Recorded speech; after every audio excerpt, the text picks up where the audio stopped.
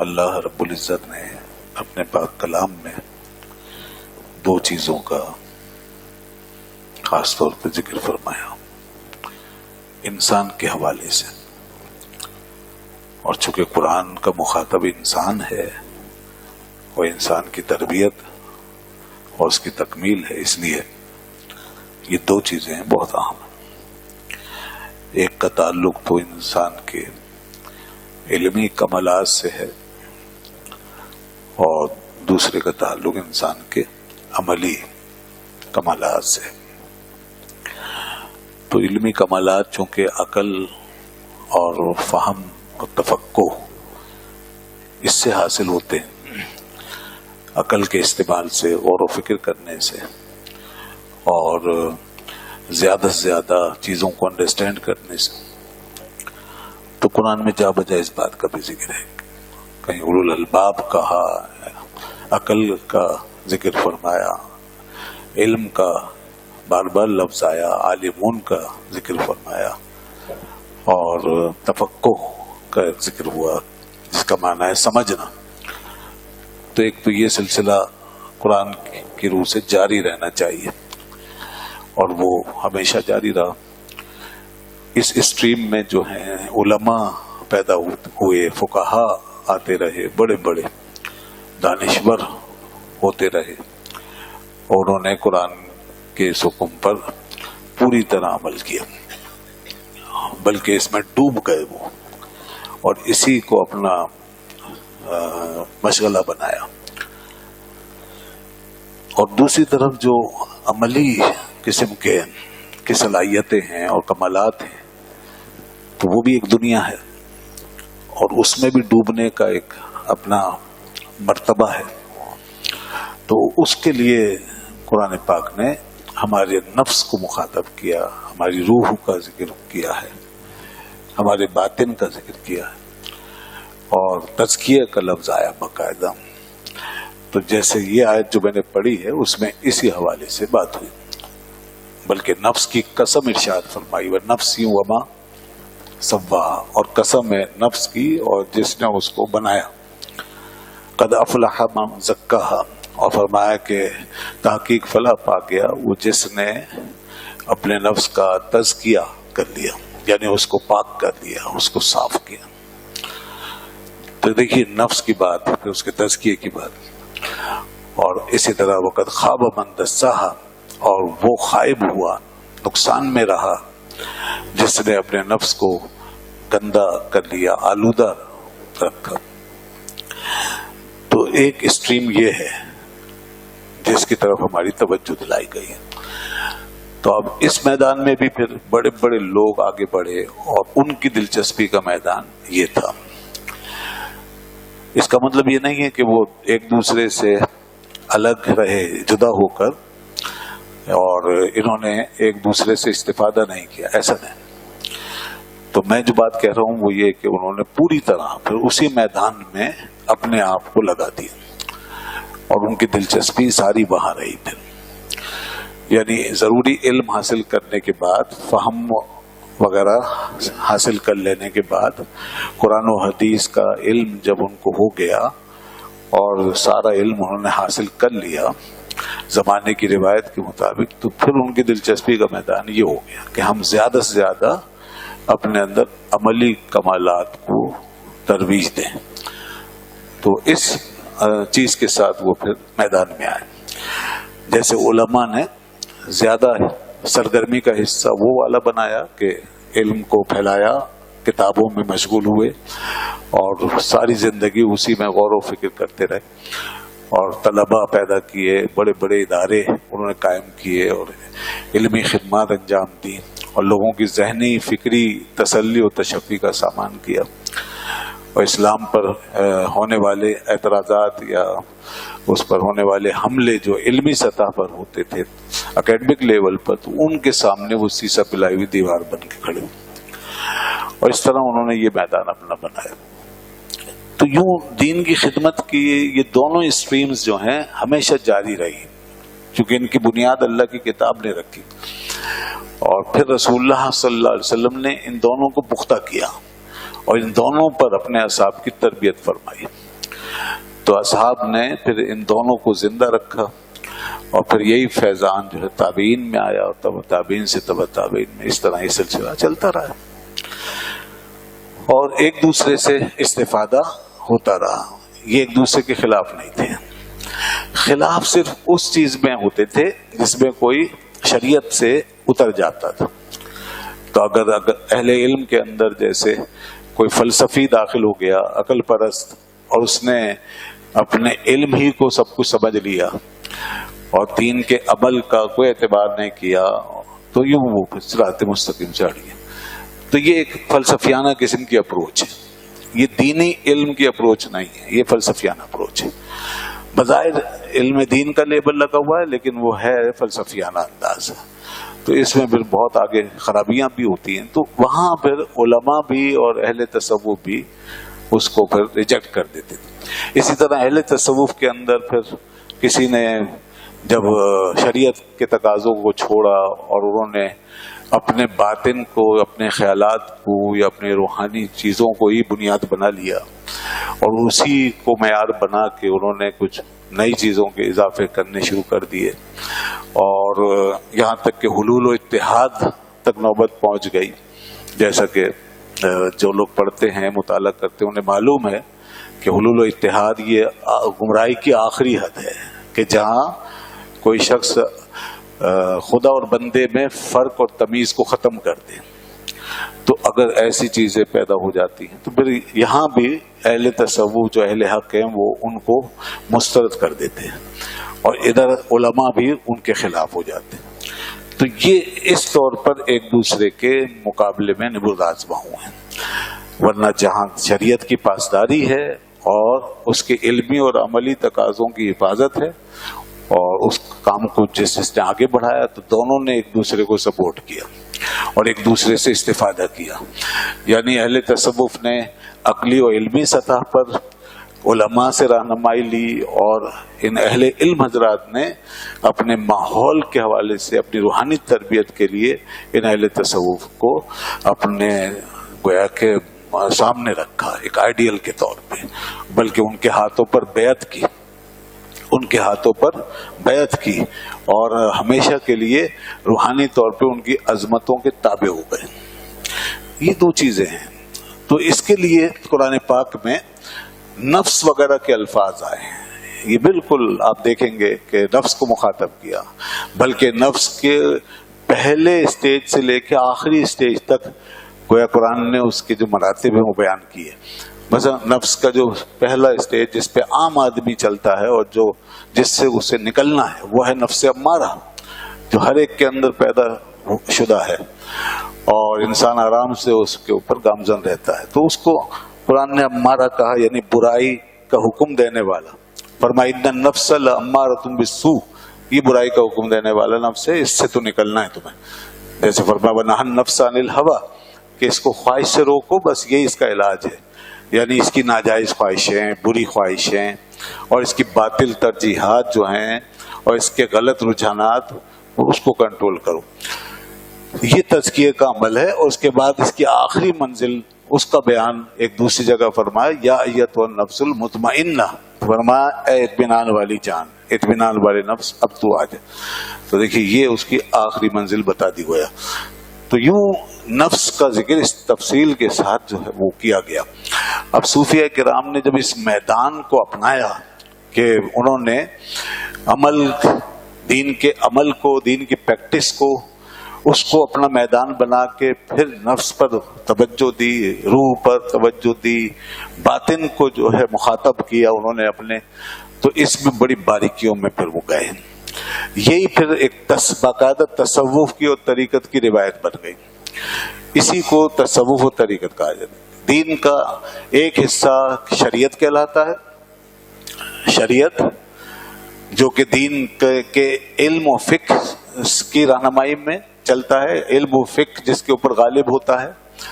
اور دین کا دوسرا حصہ جو ہے وہ طریقت کہلاتا ہے، تصوف کہلاتا ہے، جو دین کے عمل کے ساتھ زیادہ ہمیں ہم آہنگ نظر آتا ہے اور اس کے اندر آگے بڑھتا چلا جاتا ہے. تو یوں دونوں کو جمع کر لینا اور دونوں کو حق سمجھنا اور دونوں سے اپنے دین کی سلامتی چاہنا، اپنے دین کو سلامت رکھنا، یہ بہت ضروری ہے۔ اس لیے امام مالک رحمۃ اللہ علیہ نے فرمایا فمن جمع بینہما فقد تحقق، جس نے دونوں کو جمع کر کے رکھا تو وہی حق پر ہے۔ جس نے ایک کو لیا دوسرے کا انکار کیا، فرمایا وہ باطل ہے۔ ومن تفقہ ولم یتسبب، جس نے فقہ کو لیا، دین کے علم کو لے لیا، شریعت کو لے لیا، لیکن تصوف کو اس نے چھوڑ دیا، تو فرماتے ہیں فتفسق، وہ فاسق ہے۔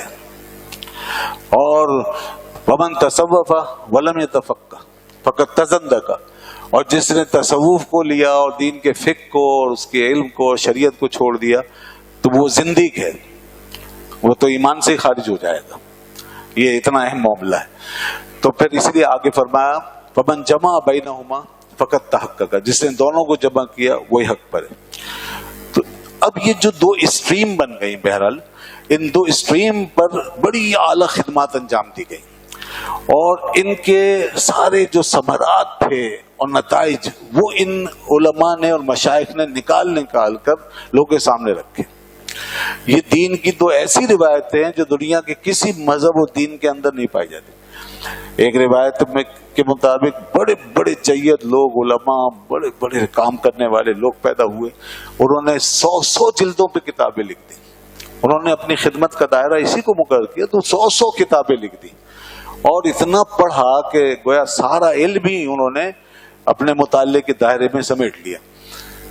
اب میں اس طرف اگر نام لوں تو بہت سارے نام ہیں، اور دوسری طرف اہل تصوف، اہل تزکیہ، انہوں نے اپنی خدمت کے لیے اس دائرے کو جب منتخب کیا تو اس میں انہوں نے عملی سطح پر وہ نتائج و ثمرات حاصل کر لیے کہ جو کہ عمل کا مقصد ہے، جس کی وجہ سے ہمیں یہ سب پریکٹسز کرائی گئی۔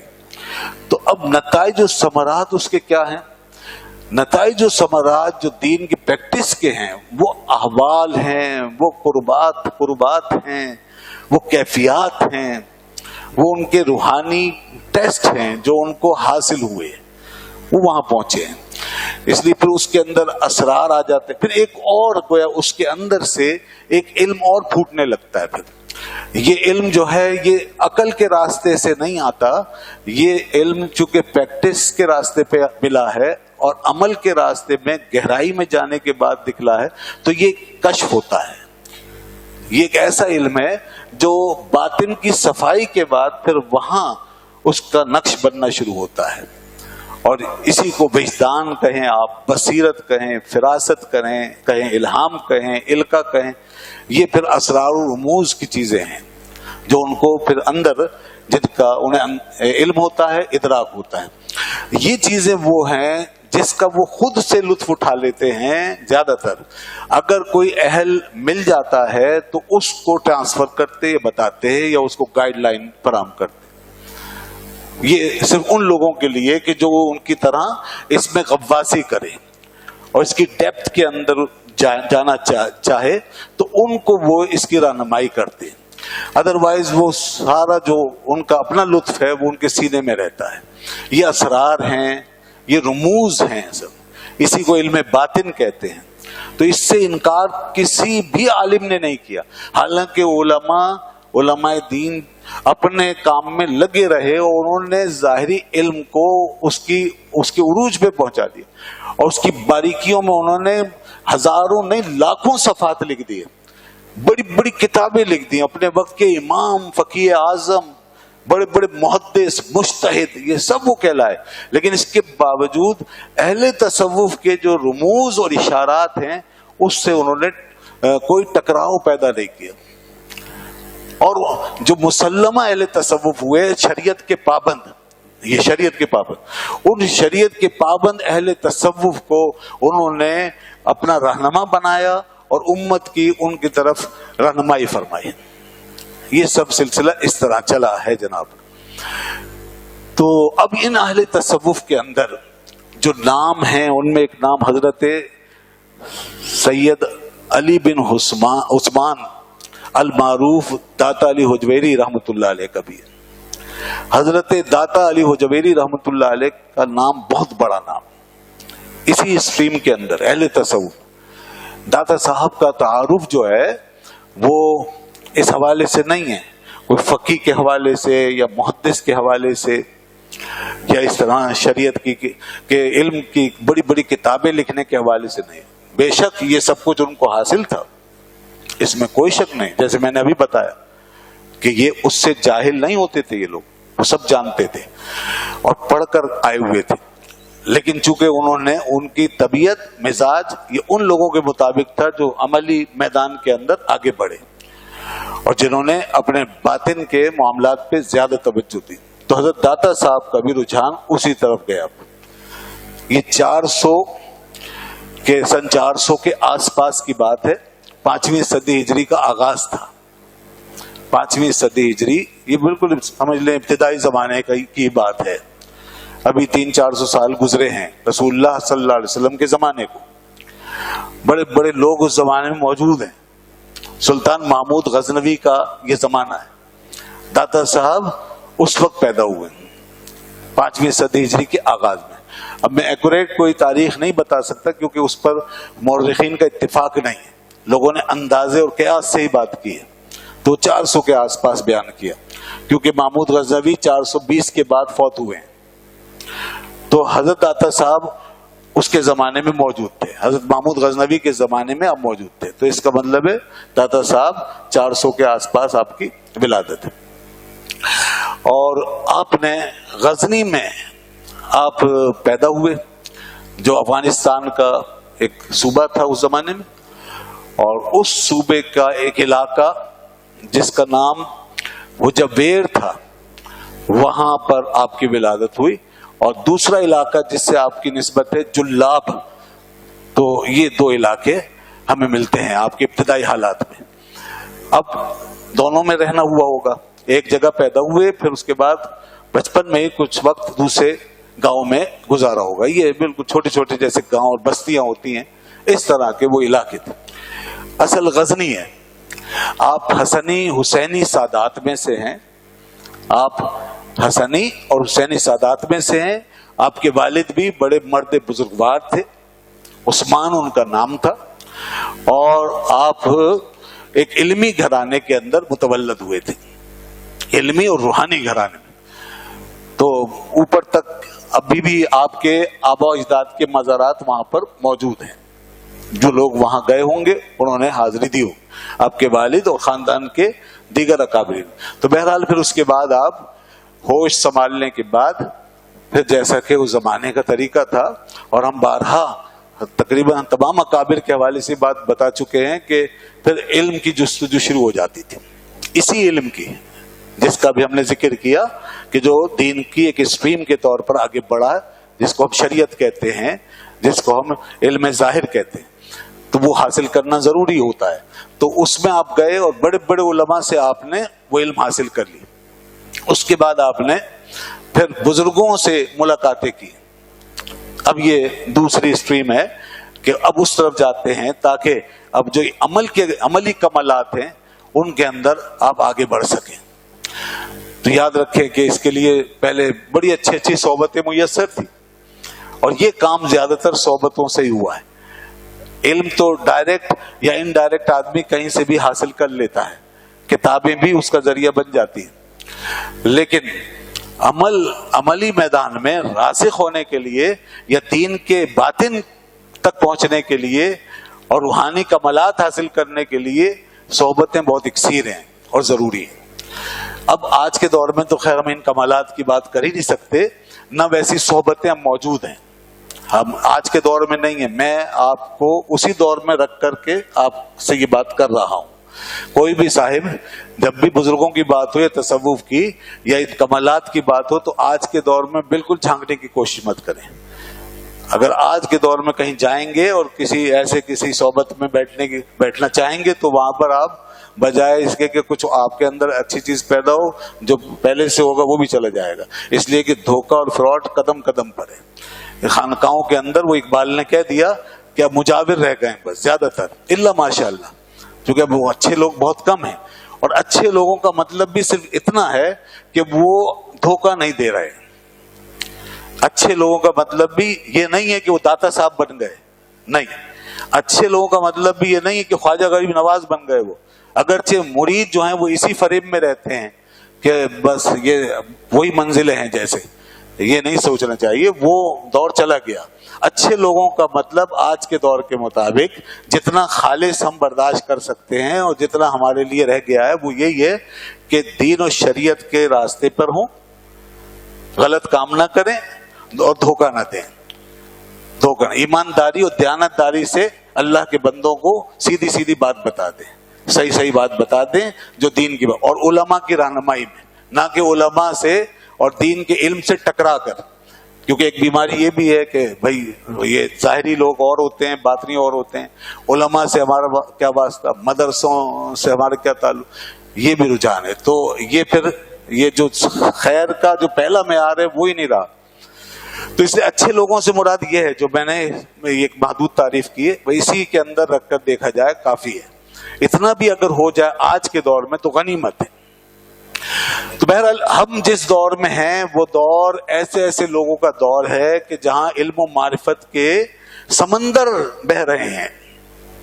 داتا صاحب کا زمانہ یہ سمجھ لیں کہ ابتدائی زمانوں میں سے ایک لحاظ سے، اور یہ 400-500 سال ہی کا عرصہ بھی گزرا ہے، اور اس میں بڑے بڑے مشائخ کے نام خود انہوں نے جو ذکر کیے ہیں، مشائخ جن کا نام لیا اور جن سے ملاقاتیں کی، وہ معمولی لوگ نہیں تھے۔ جیسے ابو القاسم قشیری، بہت بڑا نام ہے، رسالہ قشیریہ تصوف کی مستند ترین کتاب ہے، اس کتاب کے مصنف ہیں ابو القاسم قشیری رحمۃ اللہ علیہ، ان سے داتا صاحب نے ملاقات کی۔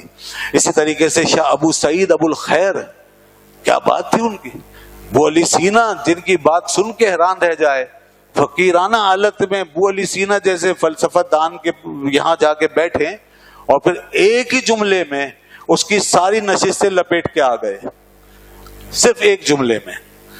آپ وہاں جاتے ضرور تھے اور بیٹھ جاتے ایک کونے میں، اور ابن سینا زمانے کا سب سے بڑا فلسفی جو اپنے علم و حکمت کا بادشاہ تھا، اور منطق اور فلسفے میں ایک امام کا درجہ جس کو حاصل ہے، اور دنیا ٹھاٹے مارتی اس کے محفل میں اور اس کے حلقہ درس میں۔ اب مطلب یہ کہ کثیر تعداد میں لوگ وہاں پر موجود ہوتے، تو حضرت شاہ ابو سعید ابو الخیر جیسے لوگ جو جن کو کوئی نہیں جانتا، بس اسی حالت میں بیٹھے ہوئے ہیں، ایک دن بس اس سے اٹھ کر اتنا کہا کہ اے ابن سینا، جو فلسفہ تمہارے دماغ میں ہے، جو حقائق تم زبان پہ لا کر بیان کرتے ہو، اللہ نے ہمیں یہ کمال عطا فرمایا کہ ہم ان حقائق کو اپنی آنکھوں سے دیکھتے ہیں۔ تو یہ ہے وہ نتائج اور حاصلات کہ وہ علم جو یہاں رہ جاتا ہے دماغوں میں، وہ ان صوفیہ کے یہاں قلب و جگر میں اترتا ہے، اور پھر اس سے حال بن کر وہ پھر ایک دنیا کی سیر ہو جاتی ہے، عالم باطنی کی ایک سیر بن جاتا ہے وہ۔ تو اب ایسے لوگوں سے داتا صاحب ملے، حضرت شاہ ابو الخیر